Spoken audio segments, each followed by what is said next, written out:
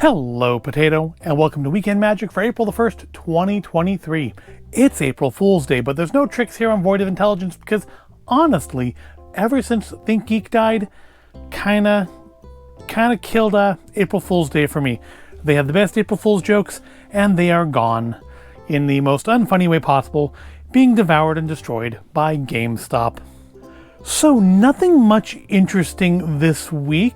I was surprised to see on ShopDisney they had a remote controlled BD-1 from Jedi Fallen Order, and it looks like it's meant to be part of the same collection as the Droid Factory, R2 and BB-8 and Rex, except it's the packaging didn't look like it mentioned Droid Factory anywhere on it, so I thought that was kind of interesting. I'm not going to get it because, well, I seriously doubt the legs move. I'm guessing the legs are probably just kind of static and they roll. And I'm not interested in that. I already have a radio-controlled DJ Rex, which is plenty for me. And I have the Lego BD-1, which honestly looks to me a little better than the ShopDisney version. The one interesting thing I saw on ShopDisney this week was the lightsaber blades. So, they sell the lightsaber hilts on there. The reconstructed series, whatever it is. They sell them on there, but I don't think I've seen the blades on there before, even back when they had a bunch of stuff that was otherwise Galaxy's Edge only, like when Galaxy's Edge first opened. I don't think they had the blades on there. But they had the blades on there this week, which I thought was really cool because they specifically referenced that they worked with the Savi's Workshop hilts as well.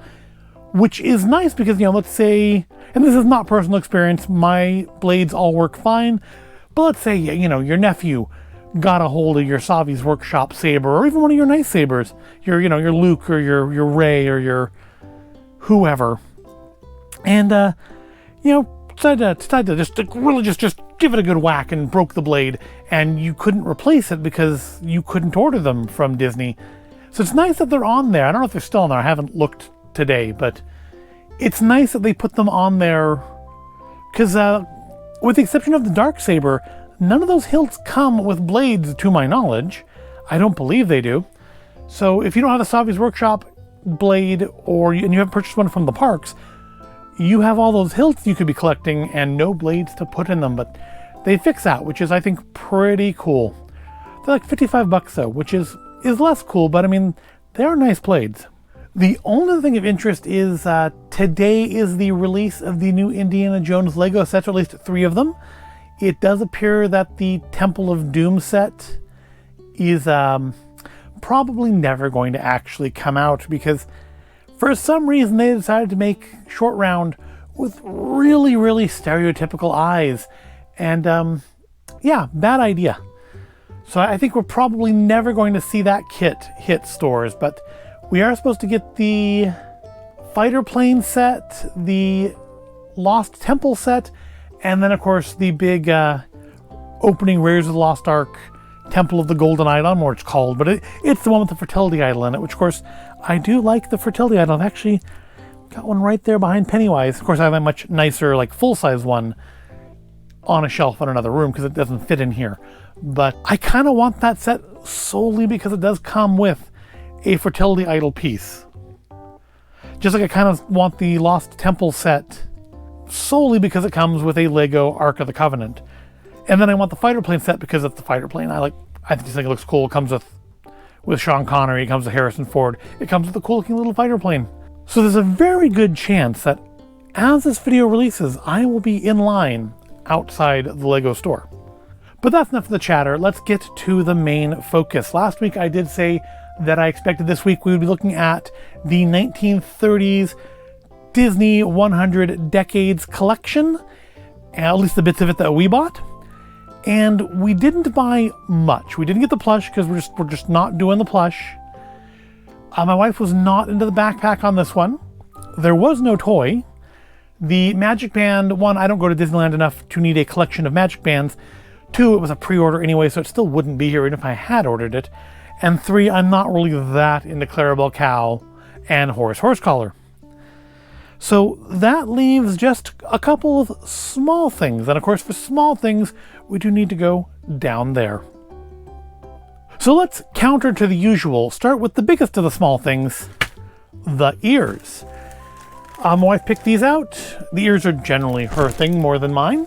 And they are the Snow White ears. That's right. It's the second set of Snow White ears in as many months. Of course, we had those ones last month from the Epcot Flower and Garden Festival 2023, whatever it was called. We had Snow White ears last month, and we have more Snow White ears this month. And they're nice. They've got little clear sequins. They have a kind of an interesting art style on Snow White and the little woodland creatures. We have a bow with a little... The apple's actually quite nice. That feels like it is actually metal with little fake gemstones on it. Backside, we have Snow White looking in a window, and we have the Evil Witch looking in a window as well. Different window because different patterns. But again, more woodland creatures, lots of woodland creatures. There's lots of woodland creatures represented on this headband. We do have, like with the other Snow White one, we have, instead of the big like Rite Aid receipt tape tag, we have the little booklet, which is I think an improvement personally. And then we have, I mentioned in last week's video that I had a theory that the Decades collection was never meant to be a coherent continuity collection, but was instead a collection of things they were already planning to release, that they decided, we need a continuity collection for the year. Let's just call it all Disney Decades and separate things out. And we can just label these things as though they were intentionally meant to be a collection. Which is why, of course, in February, we had the Steamboat Willie. It was all Steamboat Willie. This month, it's like Snow White and others. And it doesn't even have a toy. So it's not even the full collection of what we got in the first month. And I mentioned in that video last week that part of why I thought that was because of the ears. So normally, on these ears, you would have, like here, you'd have the Disney Decades logo or something on the back of one of the ears. Or even anywhere on the band. There's actually no writing on the band at all. But what you have instead is this little like afterthought added on metal plate. It is metal, so that's nice. But yeah, this has the Disney 100 Decades logo on it, but it looks like an afterthought. It looks like something they added in after the fact. You see? And that's why I think that's like the thing that cements to me that this is not a planned collection, but a last minute kind of thrown together thing. I mean, obviously not too last minute. They were able to source and attach all of these little metal plates here. But that's why the pins don't have any real coherency between them. That's why some months are focused on just one thing and some months are X and others. I think Pinocchio and others is another one that's... I think there's only 2 months that have, X and other. It's this month, and I think Pinocchio and others is, was it the 50s? I think the 40s or 50s is an and others thing. Because 70s is Aristocats, 80s is Rescue Rangers, 90s was it Beauty and the Beast, I think it was? I think 90s is still the hardest one. They had to pick just one thing. So I think it might be next month, or it's either next month, either the 40s or the 50s. Not next month, this month now. It's April. This month or next month, I think, are the other and others. So we'll see as we get previews of those pieces just how coherent or incoherent this collection actually is. But the ears themselves, I think are pretty nice. It's got some nice sparkle on here. I don't think the lighting in here is quite right to give you the effect of it. But yeah, we have the clear sequins. We have the apple gemstone. Inside is that usual grippy stuff that'll hopefully stick to your hair. Definitely reminiscent of Snow White's bow. Right there. Well, actually more red on hers. More actually reminiscent of Snow White's shoulders. Interesting. And since we don't have anything big to read it off of, we'll read the words off of the ears. Travel back in time through the last 100 years of the Walt Disney Company with this enchanting limited series. Crafted by Disney artists, this collection offers a chance to celebrate our most beloved characters and how they come to life on the screen. From the 1920s onward, Every decade captures hearts and imagination all over again. Go on a magical journey through the years with pieces that embrace the dreamer in us all. Snow White. Magic mirror on the wall, who is the fairest one of all? The film Snow White and the Seven Dwarfs premiered on December 21st, 1937. To great critical acclaim, it was Disney's first full-length animated film, and it also introduced the first Disney princess, Snow White, to enchant audiences. The widespread success of Snow White and the Seven Dwarfs went on to earn that film a special Academy Award. This marked yet another feat for the film, as it became the first animated feature to receive an Oscar. Limited release 2 of 10. So yeah, that's the words for this month, except for is it? Because we do have another Decades item, which is not Snow White. And that item is the pins. So here is our Clarabelle cow and Horace Horsecollar pin. And again, like last time, they are in a kind of bulgy package because there's foam in there.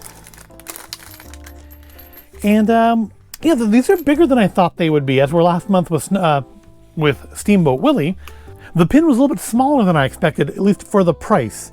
But it had that neat little kind of stand function. This does not have the stand function. Again, why I think this is not a coherent continuity collection and was never intended to be one. Because, I mean, normally with the Disney pins in these sets, they are of a similar style. I was kind of thinking maybe we would get 10 pins that stood up like the Steamboat Willie pin did, but instead we have these two kind of oversized, just normal pins. Now, we do have the little feature of Clarabelle has her bell that does actually ring. And while Horace doesn't have a bell or anything, his horse collar here is actually that, I don't know if you can see on the camera, but it kind of bulges out, because it's actually that rubbery material we every so often get on these pins. So it's kind of just like a flat enamel pin. Oh, the hat's that stuff too. It's a flat enamel pin, but the hat and the horse collar are both that kind of rubbery material. These are each double pin backs, and they have their own set of words. Let's see if we can read those.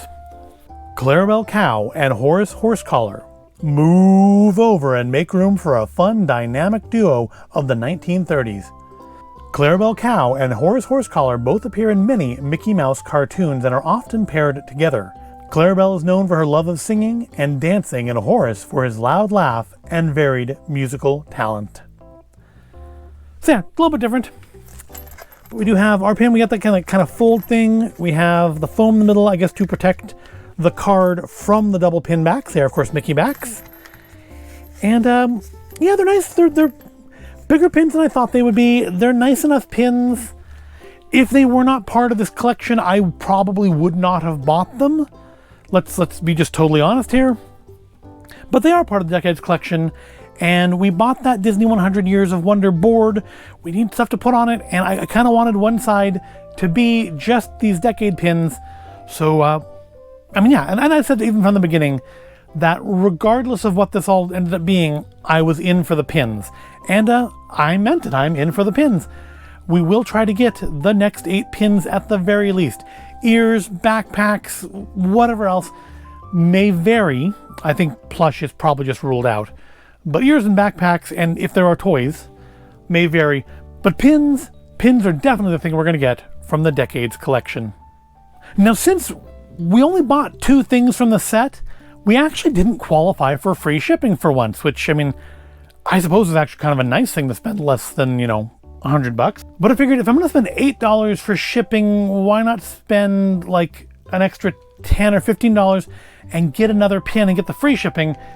And they've been releasing these very interesting, mostly silver pins as part of the 100 collection, just open edition stuff. And so I've been thinking of getting some of those, and I decided to get this one, the Captain Marvel pin. Now these ones are much smaller than our Decades pins, and of course they do have the label right in front of the pin, but yeah, I mean, these have been very much just kind of this basic silver with highlights, in this case gold highlights. Oh, that stuck to the table, for Captain Marvel's just chest colors. And being a Marvel pin, I actually hadn't looked at the back yet, but being a Marvel pin, it does not have a Mickey back, which I still don't understand. Please, if somebody knows why the Marvel pins don't get Mickey backs, but like the Pixar pins and the Star Wars pins and everything else gets Mickey backs, please explain to me in the comment, or throw me a link to somewhere. Actually, probably won't let you put a link there, will it? Explain it to me in the comments briefly, or tell me where I can find the answer. Just, yeah, don't put a link in. I think YouTube will probably drop that out. You know, one thing I just noticed, I didn't notice in last month's or in February's pin, this little logo on the back, and I thought at first when I saw this that was like a power symbol, not an arrow. And I thought, is there some sort of like, you know, back when Star Wars Episode 1 came out, they had the Comtech thing with the figures came with chips you put in front of the Comtech, it would say like a voice clip from the movie. I thought first, like, is there like some sort of a device that you put these pins up to and they do something? But then I realized that no, that's just telling you to recycle the card and the plastic bag. Although, let's face it, I'm probably going to keep the card and the plastic bag. So that is everything we have this week, which means the only thing left to do is put the pins on the pin board. So I figure this side here is going to be all for our Decades pins. Now, of course, the challenge is going to be not losing these pin backs, but I'm going to put them back in the bag with the card and put them away. Because someday we may just take this board down, maybe at the end of the 100th anniversary celebration, and put these away. But for now, let's put Horace and Clarabelle up here on the pin board with Steamboat Willie. That's nice. And you know, the next 8 months, we should be able to fill up most of this space. Maybe I'll have to like reorganize stuff. But of course, it does leave this entire back side to do something with. And that is where Captain Marvel is going to lead the way. We're going to put her, I guess for the moment, kind of just right here in the center. If I can get her, there we go. She's only a single back, so that can reposition her a little bit. There we go. And yeah, any other pins we get from the 100th anniversary that aren't part of the Decades collection, they'll go on this side. So hopefully Captain Marvel there won't be all by herself for too terribly long. But yeah, that does it for this week. Ears and pins from the Decades collection, and then Captain Marvel on the back there. But yeah, so far, I mean, I was more impressed with the first month than I was the second month. Obviously, if you're limiting yourself to individual decades, you're gonna have periods of trouble, hence the fact the 70s is Aristocats, and the 80s is, of all things, the Rescue Rangers. Not that I have an issue with the Rescue Rangers, just that one, I associate them with the 90s and Disney Afternoon. I know that they started in the 80s on the Disney Channel, but I don't feel there was a huge awareness of them like there was in the 90s. And two, I mean, you could have thrown a bone to like Black Cauldron. Black Cauldron's, for me, I like Black Cauldron. Or maybe even some of the live action stuff. I mean, 80s is not admittedly that great of a time for Disney. 70s, really not so much either. Although, Cat from Outer Space. I loved Cat from Outer Space as a kid. And the Witch Mountain movies. Again, as a kid. I don't know if they would stand up now. But, yeah, at least, with the exception of those two decades, I feel like there's plenty of stuff to go after. And again, I don't remember what next month is, or this month is. I keep forgetting it's April. What this month is, but we'll find out in probably the next couple weeks. We'll start to see pictures leak out, and I will probably discuss them on here in future Weekend Magic episodes. But that will wrap up this one. I hope you found it at all interesting or entertaining. If you did, give it a like, subscribe to the channel. Thank you sincerely for watching, and I will see you in the next episode.